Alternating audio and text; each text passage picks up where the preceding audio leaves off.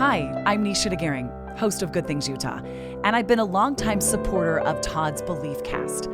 I hope you find inspiration in the courageous stories shared by the amazing people Todd features on his show. The guests serve as shoulders for us to stand on, allowing us to see a little further and cultivate belief in oneself. Remember, you have the dignity and power to change. I encourage you to keep striving and believing in yourself. Enjoy today's podcast. I want to take a moment to express my heartfelt gratitude to the incredible sponsors of the BeliefCast podcast. First, Craig from Craig Swap & Associates. If you need an attorney, he's your guy. Trustworthy, compassionate, always there when you need him most. Next, Wasatch Recovery, the greatest university on the planet, transforming lives one day at a time.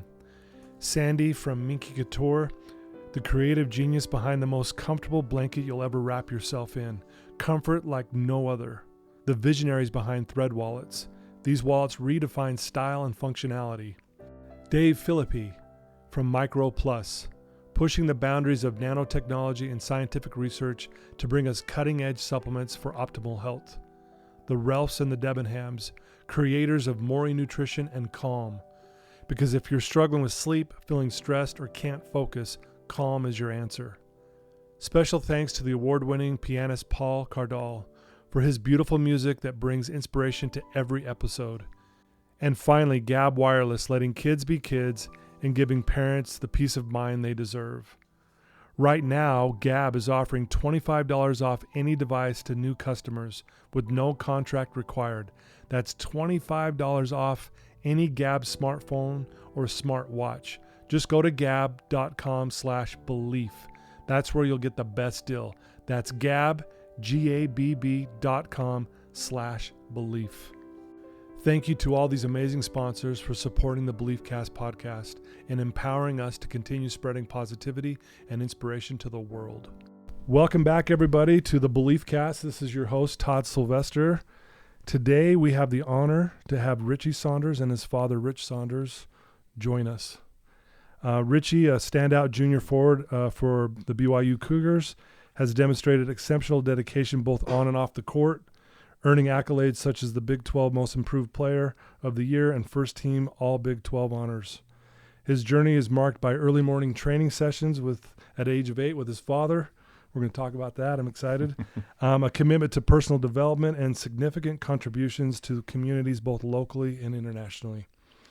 Rich, my good friend Rich, a former college basketball player himself at UC Davis, has been a guiding force in Richie's life, instilling values of hard work and perseverance. I am so excited to delve into your guys' experiences and challenges and the beliefs that have shaped your amazing and remarkable path. So guys, thank you for being here with me today. Yeah, we're super, super happy to be here with you. Yeah, it means a lot. And I know it goes without saying, I know you're being pulled in 1,000 directions, but thank you for taking time for me. You drove a long way to be here. That means a lot. And I can't thank you enough. So I just hope you know that I'm very grateful for this opportunity. We're grateful too, Todd. Thank you. Thank you. For those who don't know, I mean, Rich and I, we've known each other since I think we met our freshman year playing basketball. That was in, do we say that year on the air? I don't know. That's so long ago. It's so long ago. 1732. Right? Yeah, that was in the 83, 84 time period. Long time ago. Yeah. And that's when we first met. We were playing basketball together on the freshman basketball team, and we've been friends ever since. We would sneak into the church over kind of by my home there on Creek Road and play ball every minute we could and get kicked out by the janitor. And I don't want to say his name, but his name, we know his name. I don't want to say his name. Yeah. But do you remember his name? Oh, yeah. Oh, so do I. It's tattooed on my brain. He was so patient with us. I'm just saying. That poor guy, we owe him so much. Yeah. I love you wherever you're at. Yeah. We didn't just sneak in. We popped the door to get in. You're not supposed to say that. They fixed that problem. Yeah. I wasn't able to even experience that. I remember him talking about latching the window open or climbing through. And and they would shove me through because I was the skinny little kid. They're like, okay, throw Todd in there and go open the door, you know. And the funny thing is if we just wanted to play so badly, And we just wanted whoever was in charge to just let us, and we would take whatever responsibility. We'd shut off every light, we'd lock every door, we'd clean up every piece of garbage, we'd mop the floor if we had to, sure. whatever it took. Whatever it took, and it was like the greatest times of our lives. I look back, and those are some of the greatest moments of my life. I do want to say, for those who don't know, I mean, I consider you, Rich, my mentor. You've taught me so much, and I don't want to get emotional, but half of what I do in my life is because of you. And I really mean that. The stuff I've taught my children, the stuff I've taught my clients to this very day. I was just in a group with all my clients, and I'm like, man, Rich is coming. They know you. And because I'm constantly talking about you. And so I just want you to know, like, you have been such a powerful force in my life. Thank you, Todd. Yeah. And you to me. Thank you. You're an inspiration. Thank you. Constantly. Yeah, I'm you. grateful to be alive and to have friends like you who took me under their wing and saved me. So thank you. Yeah, it's beautiful. Yeah. And we got Richie Saunders. Thanks for being here. He's pumped, I can tell. I do a lot of these things, but never with my dad. And especially one like yours, we're happy to be here. No, and I appreciate that. And congratulations on a great season. It was so fun to watch you play. And I have so many stories about your dad, and just to see, like, this is his kid out there playing, it was so fun, like even my own dad, who just all of a sudden he's a BYU fan because of you. He's always been a Ute fan, but all of a sudden he switches. I love that little conversion right there. Yeah. That's a good one right there. I bet a lot of people I'm telling you, we can name handfuls of people that have done that. It's pretty cool. Yeah. I try not to smile when I hear that stuff. Well, it's funny too, Richie, is I love basketball, but not as much as I used to. Like, I can watch a game or not, but knowing you were playing, I'm going to move my schedule around. That's really nice. I'm watching you. That's so really nice. it was so fun. And so, I want to maybe start off with, success doesn't come without pain and effort, the blood, sweat, and tear things, right? And what I respected a lot about you, and I knew this even back then when I was hanging out with your dad, like, you guys were going to the gym early in the morning. Can we talk about that for a minute? Just like what that was like. I think you started around the age of 8, where you're going early, 5 a.m., which most people would never, even as an adult, get up that early to go do anything. Yeah. So talk about that, Richie, and how that kind of shaped some things in your life. Yeah. Really, that is when I think of what has laid the foundation for my life. Like that's honestly one of the big key things. And first off, like, not everybody has a dad that's willing to. Yeah. Sure, they'll do sacrifice in other ways, but like, that's like, my dad was there right with me after, like, a lot of late night with work, with church stresses, like all this kind of stress. Like, it's like, honestly, like, I didn't notice it and realize it at the time, but now as I'm looking back, like, what an incredible, like, sacrifice. Like, 5 a.m. comes quick. 5 a.m. comes quick. And it was one of the cool things to do that together. But yeah, 4:45, 4:50 would be out the door, get at the church. And did you do it willingly, or was there days where you're like, man, I don't want, leave me alone, Dad, I want to sleep? It's hard because we did that for a decade. Wow. I can count on 2 fingers the number of times I had to get him up. Really? He was up. That's amazing. I'm honestly, I can't, and I'm only saying 2 because I want to be generous. Yeah. I can't think of when I remember one time specifically when his alarm didn't go off or something, and I had to go up there, and he bounced right out of bed. But it wasn't me pulling him out of bed. It was him pulling me out of bed. Yeah, like he wanted it. Yeah. Yeah, like he enjoyed it, obviously.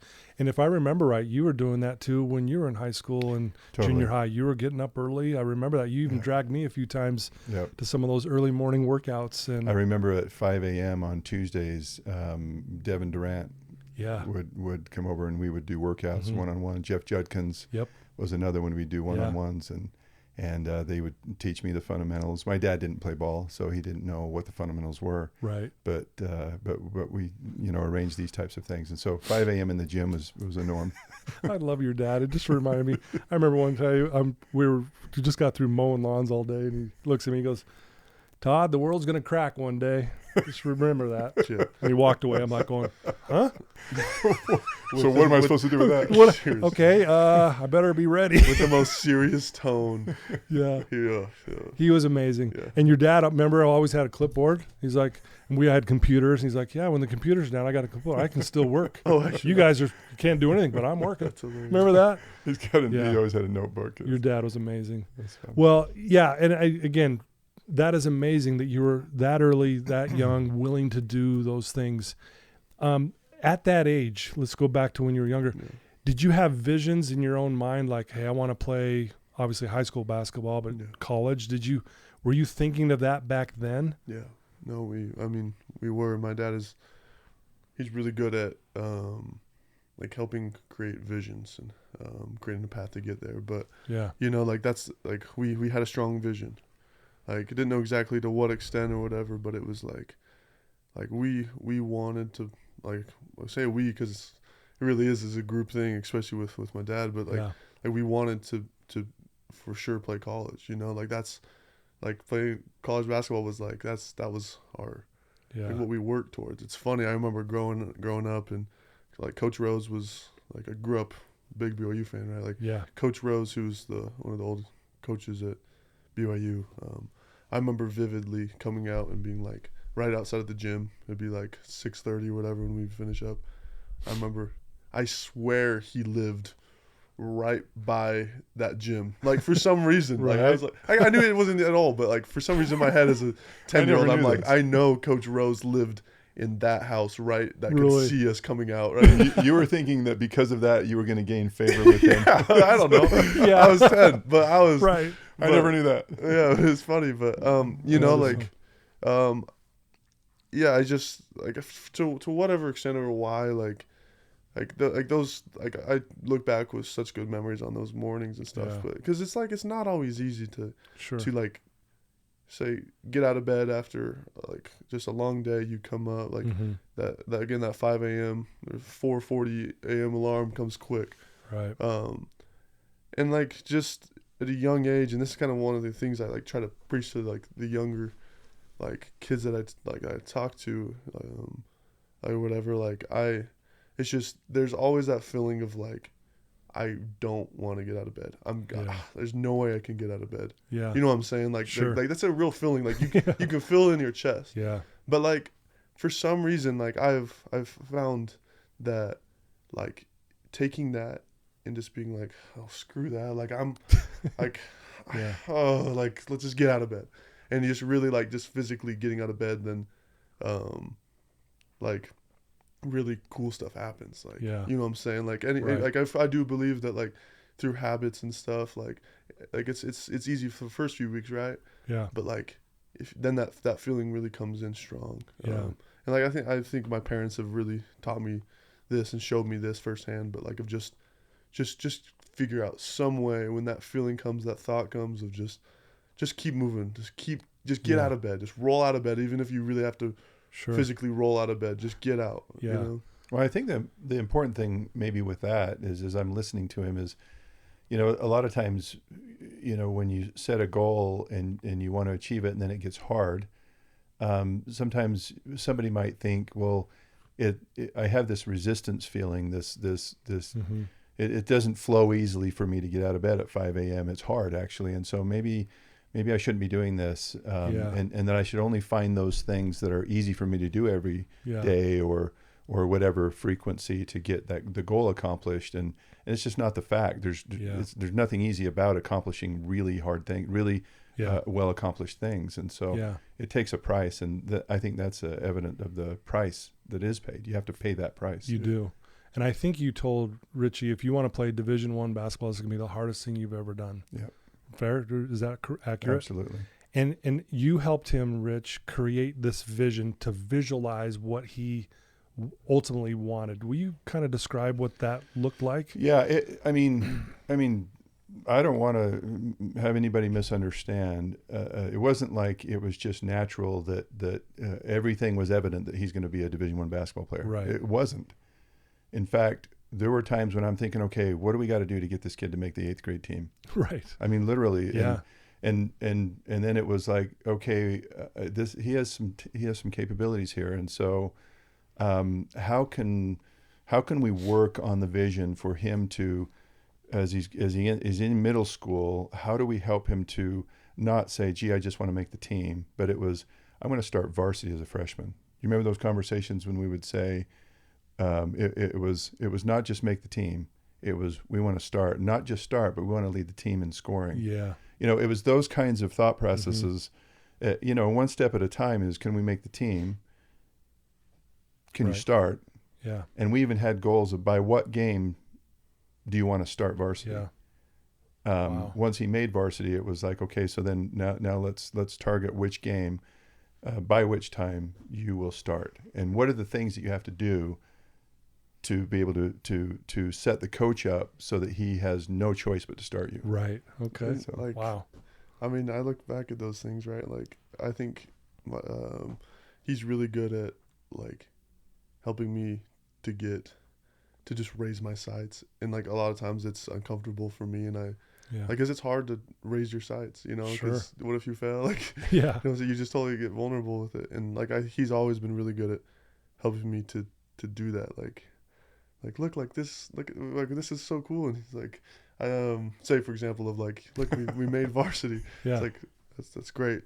Let's keep moving forward. Let's get to here, And that's kind of, I've learned his kind of love language is just keep pushing you forward. But I mean, it's just a matter of, like, I think for me, like, my parents, like, that, and my family in general, like, were really good at helping me to, like, challenge me and help raise that size, because it's hard to do it by yourself all the time. Yeah, that's true. One story that I think is kind of in response to your ask there. Yeah. In creating vision, we were in the gym early in the morning, and we were literally talking about BYU, college, Division I. Yeah.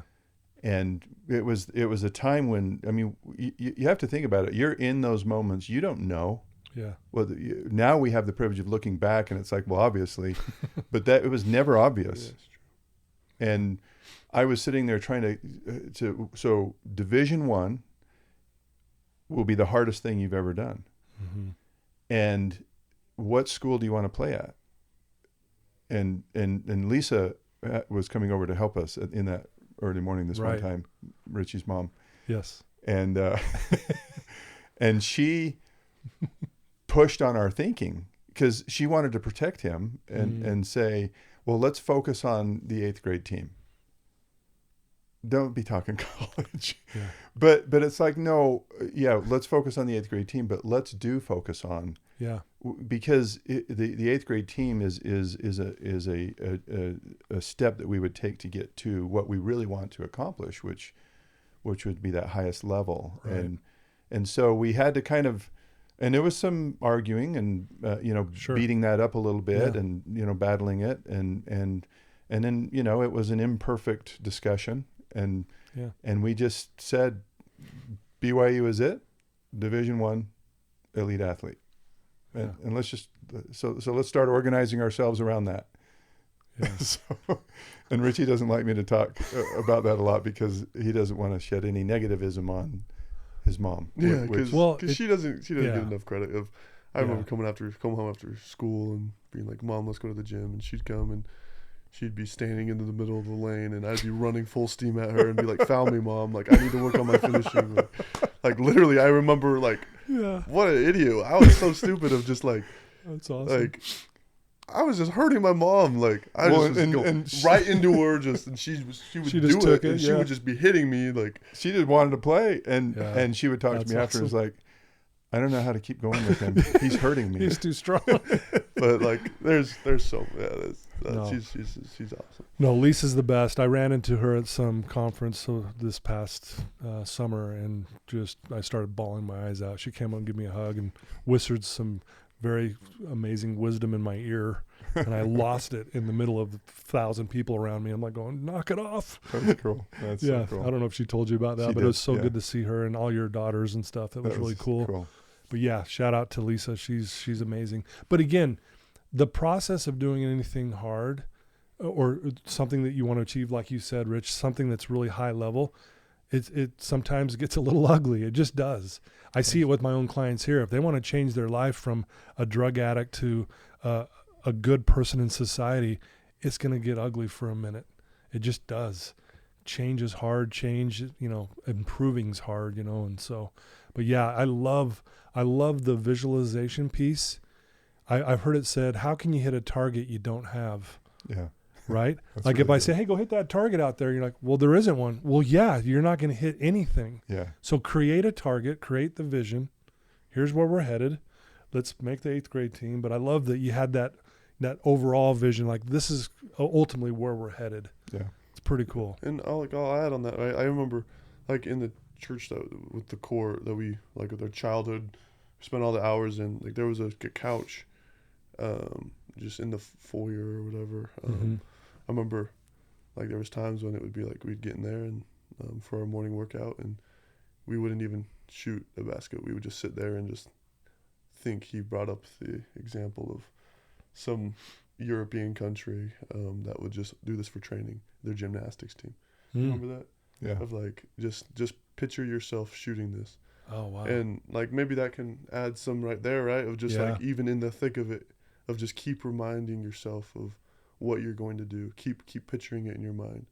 And because you're picturing it and visualizing it, like, even just throughout, not just at the beginning of your journey, but throughout the journey, like, that's one thing that, like, we did, Yeah. Wow. That's so it's like you don't lose sight of it. You establish the target. It's important to keep the target in mind as you're going, reminding you of what your target is. Yeah, that's a really good point. Well, and I've learned too, your brain and central nervous system does not know the difference between a real event or if you imagine it vividly. They call it synthetic experiencing. So that's really what you're doing. You're synthetically experiencing the moment, but your brain actually believed it was happening. Yeah. It's like muscle memory. Yeah. I think I heard that's why Michael Phelps is the best Olympian. They'll all say he's the best at visualizing. Huh. That's really good. And, we would sit all the time and visualize shots. Yeah. From a first person perspective. What does that look like from your eyes? Not from and I'd tell him, don't look at it from the audience, from the crowd's view. Look at it from your eyes. Okay. What does that jump shot look like? How high are you? What does the release look like? Where are your eyes focused? Yeah. And visualize what happens with the ball. Don't look at the ball, look at the rim, but what is that ball doing? Yeah. And how fast is it spinning? And watch it go through the net all the way through. Foul shots over and over. Yeah. The visualization. So the visualization can be at the macro level, the big level, and also on the little elements of it. Yeah. And he happened to make a couple of really important foul shots this year. He made a few big ones. Well, I hate to jump ahead because there's so much to talk about, but when you make it to BYU, I mean, what was that like? Like, you've been visualizing this for so long, and here you are, all of a sudden you're actually dribbling on the court at BYU.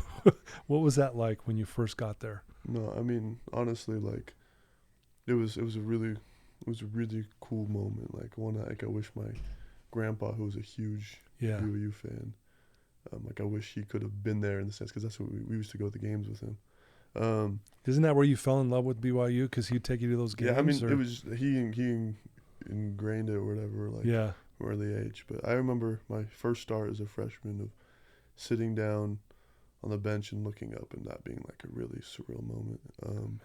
And I will say, like, right after that, I had completely laid an egg and had a terrible game, and we lost a big game.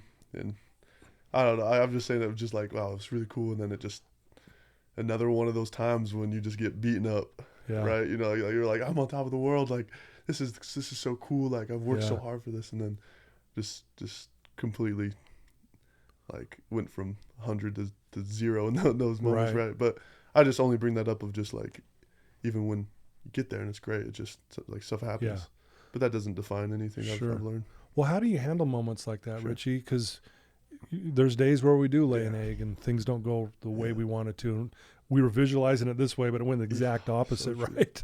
So how do you, in those tough moments, you're having maybe a rough game or just having a rough day in life. How do you handle those things? Yeah, I mean, right, all of my story kind of surrounds a lot around basketball, and it's just like, so everybody has their own thing and own thing they're working towards, right? But it really is hard, and basketball at the end of the day is just a game, but like it's taught me just such real life things. But like I remember this year going into conference play, so like when it gets really important, we start off 1-3. Yeah. And like just like sitting there just like, what are we going to do? How in the world am I? Like I remember walking around on that Sunday of just like, this sucks. Like this, like, is this really how this season's gonna be? Like, but like, again, it's just like with basketball. Like, what helped me in that moment is like first like being around like my wife and my family. Like that really helped, and like just working stuff through it. Like just getting above and like realizing like this really is just like this is temporary. It doesn't define anything. But just getting back to the gym and just working. Right. Like of just, that sucked. That was not what I wanted to happen. Yeah. Like I feel stuck. Like, and I see this mountain ahead of, say we have 20 more games after that. It's like, it's just crazy, but just getting shots and working through it mentally, like, in the gym, like just working through it, and that's it's hard to were there conversations that you had with the team that kind of helped rally them as well, or that the team had with themselves? Yeah, I mean we held like kind of like a before practice the next day of just players meeting, and just came up with some just key things of like, okay, there's so much. The thing that's hard about like playing basketball is it's so public.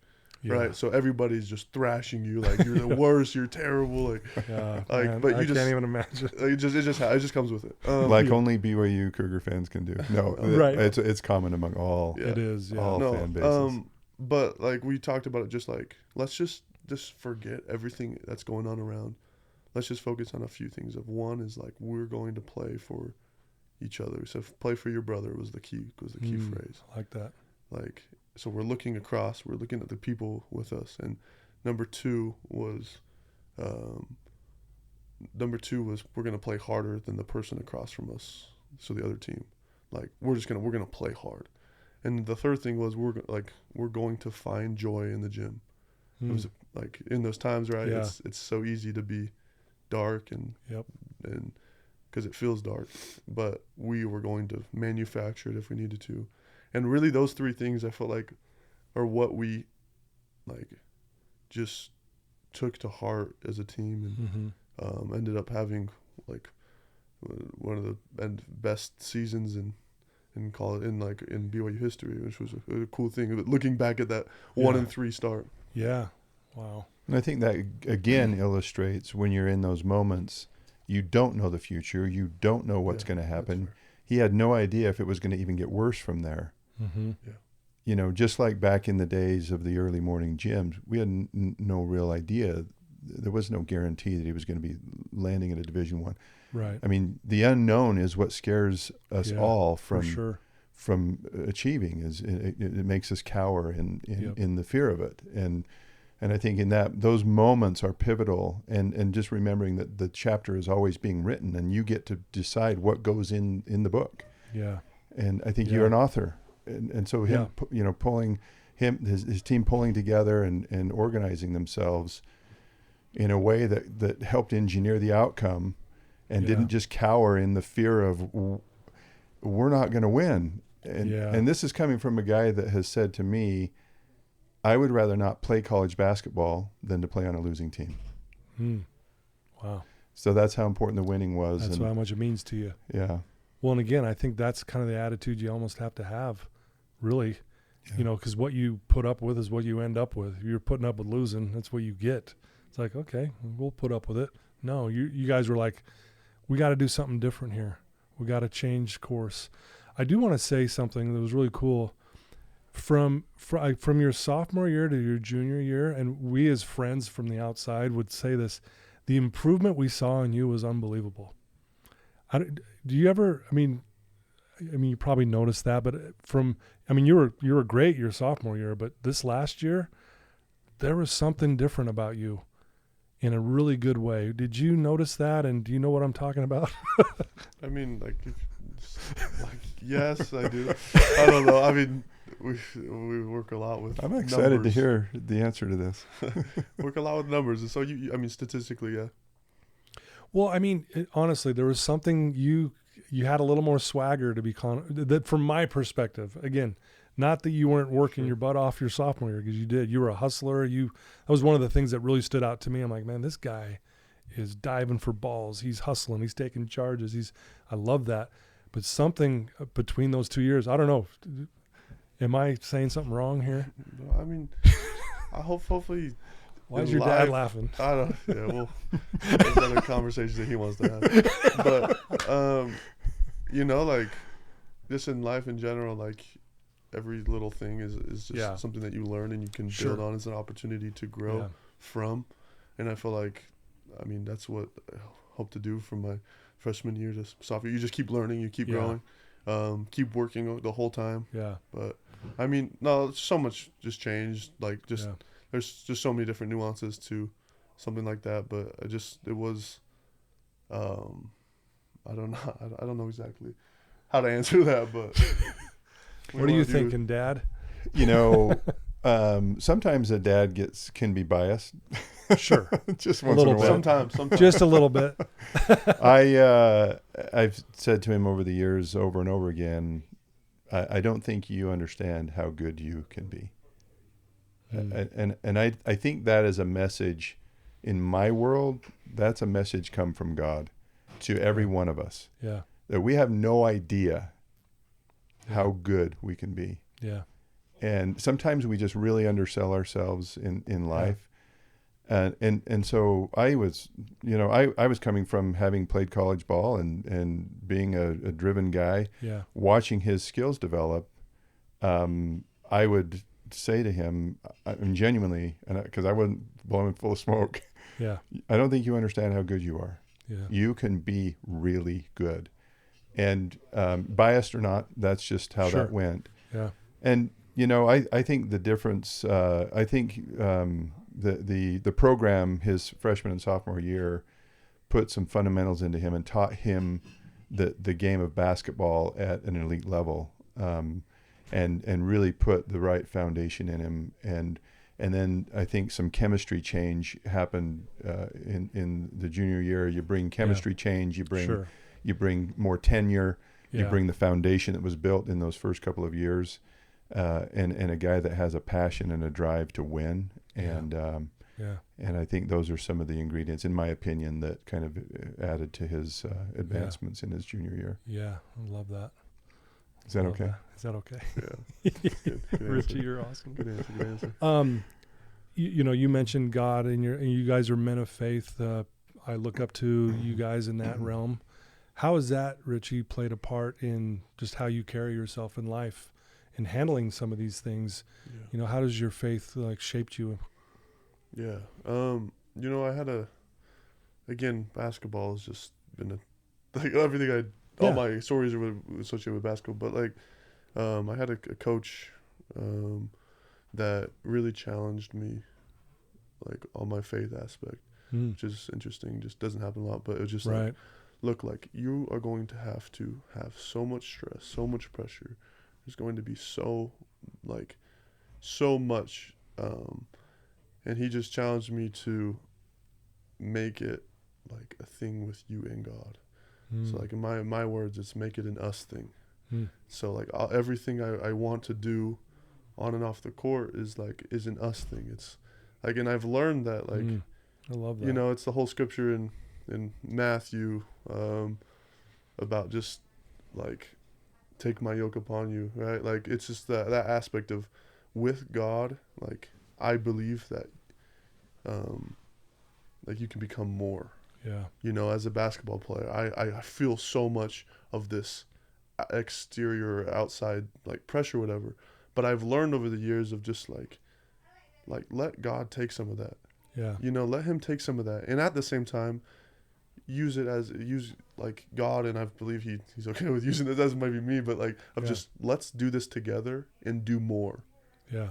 You know, I don't know if that makes any sense or whatever, it does, but just that's been my experience. And like every practice I'm praying so hard, like, please just, I need help during this practice to get through this practice. I don't want to be here. I need help. Yeah. And let's go do something special. And just kind of those words or whatever. And yeah. I love that. No, and I think that really hit me when you said make it an us thing. Just let's do this together, right? And kind of like what you said earlier, Rich, you know, we could say this anyway. You don't know how good you really can be. I mean, I can say this to my own clients who are just trying to get off the street and live a decent life. You know, you don't realize how amazing you are. Yeah. I often say this. I think people are astonishing. Yeah. I really do. Like, and I think you're astonishing, Richie and Rich, and not because you play basketball. I mean, that's great, and you are amazing at it, but more of just the way you live your life, the way you treat people. I know you do a lot of volunteer work and a lot of things you're doing to help other people in other countries even. I just want you to know that I think that's astonishing. Thank you. You know, and you happen to play basketball. You know what I mean? Yeah. And I look at you, Rich, like you're astonishing to me, not because that you were the basketball player too back in the day. It's more of the way you conduct yourself, the way you treat people. And just like if I take my own life and what you taught me in my life that got me to where I'm sitting right here, to be quite honest, I wouldn't be here without you. Thank you, Todd. You know what I mean? Yeah. So I just think people are astonishing. People are astonishing. People are amazing. They're amazing. I mean, you know, this is an example. I look at Mac Wilberg for the Tabernacle Choir. Yeah. Yeah. And I can't look at him without saying that guy's a genius. Absolutely. He is a genius. People like him are astonishing. Yep. And they're all over this world. They're everywhere. Mm-hmm. I think the biggest weakness is that we view ourselves as less than astonishing. Absolutely. And then we kind of live in that space as just mediocre, and I don't think that's the intent of our existence. I couldn't agree more. There's a beautiful quote by Rumi. He's a 13th century Persian poet, and he says, "I wish that when you were sad and lonely that I could show you the astonishing light of your own being." Mm. And think about that, because I think people, you're right, we settle, we play small, we don't put in I can't put in that work. And really the difference between good and great, I think, is you put in the work. Yeah. You know, and that's kind of where watching you just progress over the years with basketball, Richie, was amazing. I was like, who is this guy? It was so fun to watch. But again, I understand your guys' vision and your work ethic, that you taught me the work ethic. I don't know if you know, I used to do landscaping with your dad. Did you know that? I know that, yeah. So I mowed lawns with your dad for 2.5 years, something like that. Yeah. And I'll tell you. Well, how many laws? It was like 30 a week or 40 a week or something like that. And I promise you on my life, I don't just say this, that's where I learned my work ethic. I had work ethic before, but I just loved playing basketball. It didn't even feel like work. Yeah. But to really just put in work in life, I learned it from you. I'm not kidding you. Tom. It was like this, and it was hard. Your dad's man, he was cracking the whip on me. I know you know. I'm right there. Nice. Be nice. Todd, back to your issue about the partnership with God. Yeah. I just want to say just one little piece on that. Please. Is it's not perfect. Yeah. It's going to church and developing worship habits and praying and studying scriptures, those types of things that actually connect you with God. Those are similar. They take work. Yeah. They don't just land in your lap and all of a sudden I've got this relationship with God. If you don't build the relationship, he's sitting there willing to give you whatever relationship you want with him. And he'll never force what he wishes on you, because of one of the number one principles, I believe, of his plan is agency. Mm-hmm. And that requires us to decide who we want to be. Yeah. And that requires proactive engagement with him. And so through life, we tried to be consistent at the things that helped to kind of the ingredients of that relationship, so that eventually it would become Richie's own vision of relationship with God. It was consistency with church attendance, because there we could go worship in a different way than we could at home. Exactly. It was every night a little time in the scriptures. It was every night with prayer, constant encouragement for individual prayer. I mean, it was an effort, and it was a tremendous effort. It did not come easy. It was hard. But I think what we're seeing here, at least as I've heard from Richie, is because of those foundational principles, he's learned to make this a we thing between him and God can always make us something that we're just not without him. Right. Love that. Thanks for sharing that. That's awesome. Any other thoughts on that, Richie? Spot on. Yeah. So you guys created a creed, if I'm not mistaken, like a kind of like a roadmap or not even a roadmap, like this is what I'm going to live by. This is who I am. Yeah. You mind sharing some of that with us and how that also shaped you? Yeah.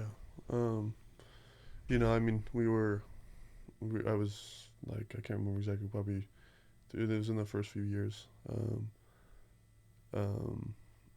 No, I probably was like 12 or 13. But we sat down and we just, again, he's really good at helping me have a vision. Yeah. He just like we just talked about like, who do you want to become through all of this? What are the things that you're going to put your heart on and put your I guess really your life on throughout the journey, and in hopes of like just becoming the value. So one, like honestly, like the biggest one that I like really, like, it's, to me, it's resonated the most, of just like, no matter what you accomplish on the court, you are no better than anybody off the court.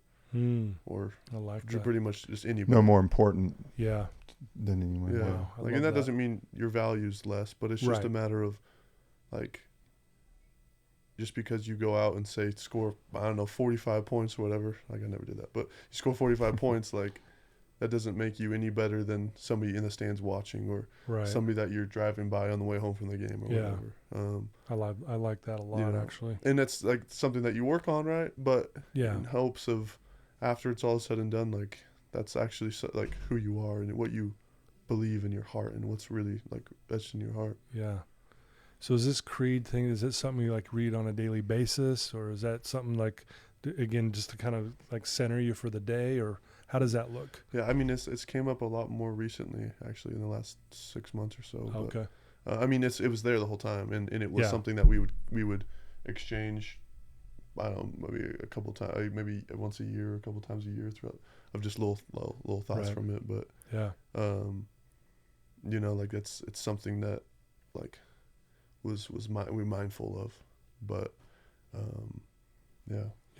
I think from a parent's perspective, your goal is not to have your kid be a basketball player. Right. Your goal is to have your child become something extraordinary, and that deals with morals and principles and all the things that matter most in life. And so that creed was there to help him to be grounded, because it was starting to get to the point where he was excelling, and as a dad, you get concerned. Well, I don't want him to get gobbled up and miss the understanding, the opportunity to become, as opposed to be a good basketball player. You want to become a good human being, a good person through whatever journey you take, ballet, debate, whatever it is. You want to become a good person. You want to leverage the platforms to become a good person. Yeah. And to be responsible and to build character. Yeah, I love that. So, I do, and again, I give you this credit, and you may not even remember this, but I do this thing called my hour of power every morning, and I learned that from you, because I remember many, many, many eons ago, I was overcoming addiction, and you told me if I really want to change my life, I have to come up with some kind of a morning routine. And I created this thing called my hour of power, and part of that is I don't call it a creed, I call it a declaration statement. It's just something I lean towards, but it's the same thing. And to this day, I read it probably 5 days a week. And it's just, how I want to carry myself, how I want to show up to my family and my friends and life. But I state it as if I've already got it.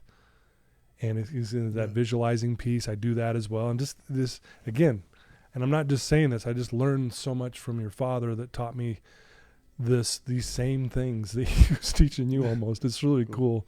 And I just want you to know, I think that creed, you know, I think I saw an interview of you guys reading it or something, and I was like, whoa, that was so powerful. I was like, man, that is spot on.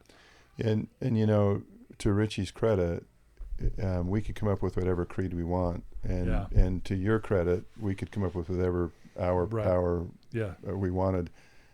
But it comes to what you do. Yeah.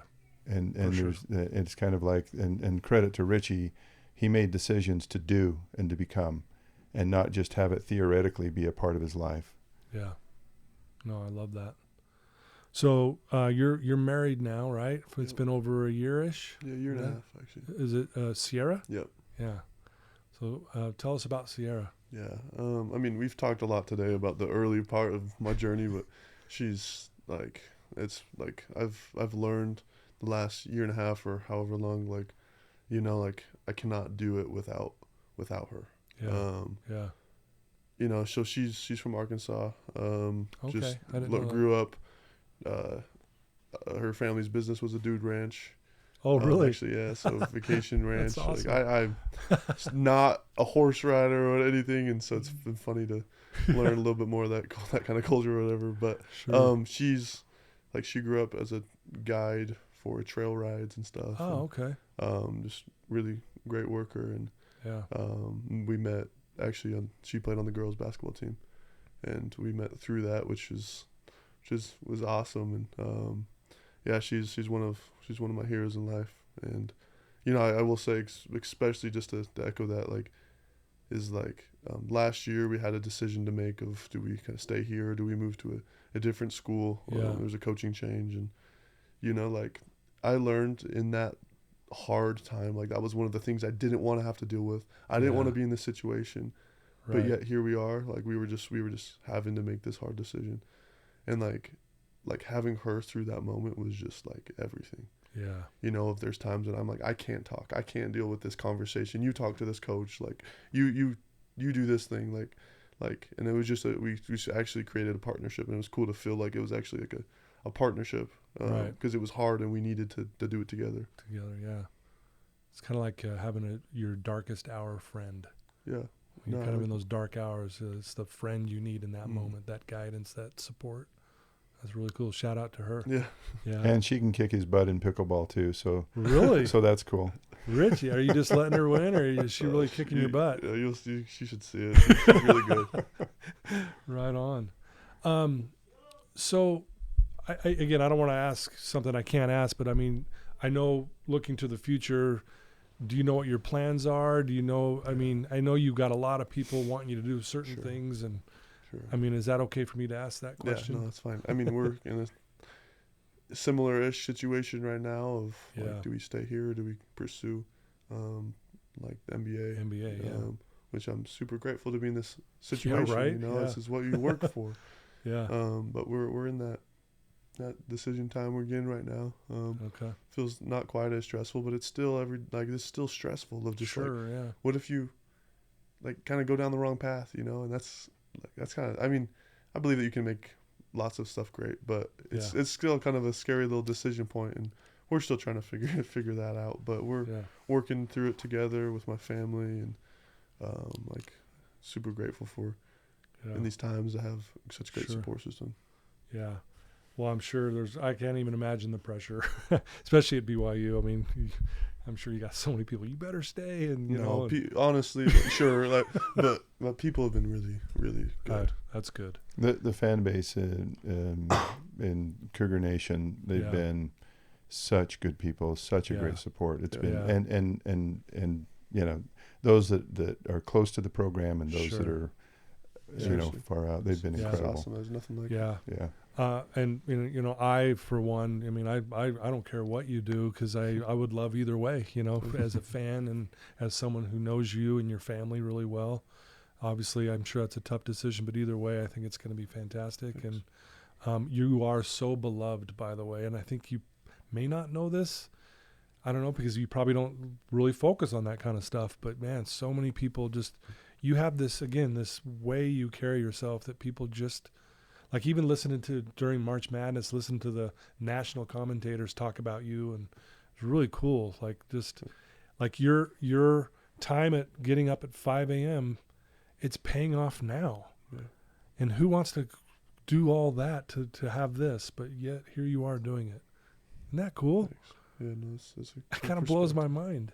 I don't know. It's kind of a fun thing to to hear conversations about it. And I look at it, try to, take my dad hat off and say, what is it that people find so unusual about him? I think he comes from kind of an underdog kind of position where he doesn't walk in and say, I'm the most talented guy on the court. Yeah. And I'm it. I've arrived. He works for everything he gets. He really does. He works hard for what he gets. Yeah. And so, and he's trying to live a good, morally solid, principally based life. And I think it's evident, and it's broader than basketball. For sure. It's life. It is life. And I think there's something about that just is respectful. Yeah. Respect worthy. Yeah. Maybe is the word. Yeah. No, thank you. Fun to watch. Thank you. I'm going to share a quote with both of you. I want to get your thoughts, both of your thoughts on it. And then I'm going to ask you one more question before we wrap it up. Is that cool? Great. Okay. I want to hear your thoughts on this. And this one, I thought of both of you when I came across this. Okay. It starts off, it says, every saint has a past and every sinner has a future. A reminder that we're all unfinished stories, scarred by our mistakes, yet redeemed by the hope of what's to come. It whispers that even in the darkest moments can be a stepping stone to light. That redemption isn't reserved for the perfect, no, it's for the broken, the flawed, the ones who have fallen and dared to rise again. The past doesn't define you, it shapes you. And the future, well, hell, that's where you'll shine. That was a quote by Oscar Wilde, and I'd love to hear your thoughts on that. I know it's a long quote, but what do you think of that? I mean, honestly, like my initial thought is just like we're all just unfinished. Yeah. Like we're just on this journey. Yeah. And journeys aren't always glamorous. Yeah. They're not always just amazing, but what they are is it's work, and it's an opportunity to choose to move forward. So many different side notes. I feel like I could go on that, but the one is like maybe say personal faith. Like, it's not always perfect. I'm like my journey of faith is not complete, but yet I'm here like with the knowledge of hopes that eventually like my faith can be complete. Like it just life is long, and that's just like a faith aspect. But we're on this journey, and which is an incredible opportunity to choose to move forward and choose to become something. Yeah, I love that. Thank you, Richie. How about you, Rich? What do you think? Well, I'm really impressed with what Richie has just said. Yeah. We are truly all unfinished. I would say just a couple of things is it's important, I think, to embrace that and have mercy on yourself through your mistakes. Life is hard, and we are going to make mistakes. And I think we would do a good job to extend the type of mercy toward other people, recognizing that other people are on the same journey. They're unfinished. And as a society, we're very aggressive toward the mistakes of other people. Just drive on the roads of Utah, and it's insane. And Excuse me. I think as a people, we need to do a better job of being merciful toward the unfinished product of every human being on the earth, the unfinished state of people. And I think too is to have that kind of mercy for yourself. Sometimes, there's things in my life I just make the same mistake over and over again, and I think, when will I ever be able to stop making, whether it's a mindset, or when will I ever stop thinking that way or being that way? Yeah. And how do I kick it? And it's just really important to be persistent at forgiving yourself and being able to move on. Yeah. Because the damnation occurs when you just allow to be stagnant in that spot, the shortcoming, the failure, the fault. Right. Yeah. And that's where you become stuck. And so I think it's really important to be able to say, to acknowledge it for what it is and to move forward and to be just brutally merciful to yourself. I love that. And you can practice that by being as merciful to other people. Yeah. Thank you. Very well said. Thanks. Love it. Both of you. Thank you. So I want to ask you first this question. If someone's listening to us right now and they are in a bad place, they're in a dark, dark place in their life, what would you tell that person? I would say that there is a God above who is as real as they are, as we are, as I am, who knows them and who loves them infinitely. And to never give up on seeking the gift of hope. The sun will always come up in the morning. The spring will always come after the fall. And the dark winter, always. I think God has set in motion the sunrise, the change of the seasons, to tell us over and over again, there will always be a spring. There will always be a sunrise. And never give up on yourself. Be persistent. Surround yourself with good people, people that are better than you, people that uplift you. Get out of social media. Stop scrolling. Focus on things that are tangible, real. Go out and garden. Produce goodness. Use your hands. Love people. Extend that love through service and force yourself to get out of yourself. So those are just some thoughts. Yeah, love it. Well said. And I talk a lot of garden with my clients because of you. Seriously, a lot of gardening. Richie's becoming a good gardener. That's awesome. He's doing it. So thank you. Beautifully said. Honestly, that really touched my heart. I felt like you were talking to me. But thank you. I needed that. Richie, what would you say to that person who's struggling? Yeah. Like it's life gets hard and it gets dark. But I honestly, I was going to kind of touch on a little bit of what my dad said, but there's so much hope coming. Like in all the dark times of my life, it feels like there's nothing positive. There's nothing that's going to come. There's nothing in the future, but yet there has been. Yeah. One of my hardest times was actually when I was serving a mission for my church. Like, I felt stuck. I felt unheard. I felt just feelings of just like a little bit of useless, like I'm not useful. And I really just felt just dark. I was in Seattle and it was dark, but I felt it in my heart and my soul too. But I just chose to keep moving forward, and that's my invitation to those people, is just choose to keep moving forward, because there is goodness approaching. Yeah. And just the last thing, and I don't need to say too much, but there's so much joy that comes from serving and helping other people, that in your darkest times, like, if you can just reach out to other people and help their lives be happier, that there's so much power for that for you personally. Yeah. Wow. Well said. Well said. Wise before your years, man. It's amazing. Both of you, thank you for everything. Honestly, like, just the conversation was wonderful. I hope you felt it too. We didn't just talk basketball. We talked some really powerful things that we all can learn from and grow from. And for those listening who are struggling, we are here for you. I'm here for you. I've dedicated my life to helping people who struggle. And so if you are in that dark spot, the advice you just heard is so fantastic. And I love, Rich, the symbolism of the seasons.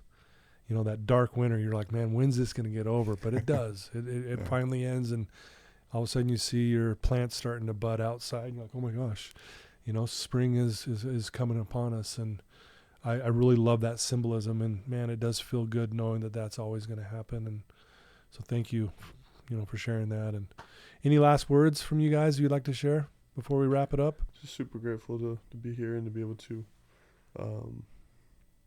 just have this opportunity to help have somebody hear our words. You know, what an opportunity that is. And we're so imperfect and still on our way of figuring out this journey, but we just grateful for these opportunities and just grateful for people. Oh, thank you. Beautifully said. Amen. I'm grateful to have this journey with Richie. Grateful to be a dad of 5 beautiful and amazing kids. Yeah. They're very inspiring to me. They have a lot going on. Richie's been well taught by his 4 sisters, and an amazing mom that I don't even know how to give credit enough to Lisa for the price that she pays to love and to be a part of these kids' life. It's a beautiful journey to be with Lisa. It's a beautiful journey to be with each of our 5 kids and their spouses, and now 16 grandkids. 16? Is it up to 16? Yeah, with Kate delivering, that'll be 16. That's amazing. Yeah, it's Congratulations. amazing. Yeah, it is good. It's chaos, and it's good. We have 4, and it's chaos. I didn't know you had 4. It's chaos with 4. So I can't imagine 16. I mean, wow. That's awesome. No, congrats. And it's so true, right? That, when they say, hey, being a grandparent's the greatest, it really, truly is.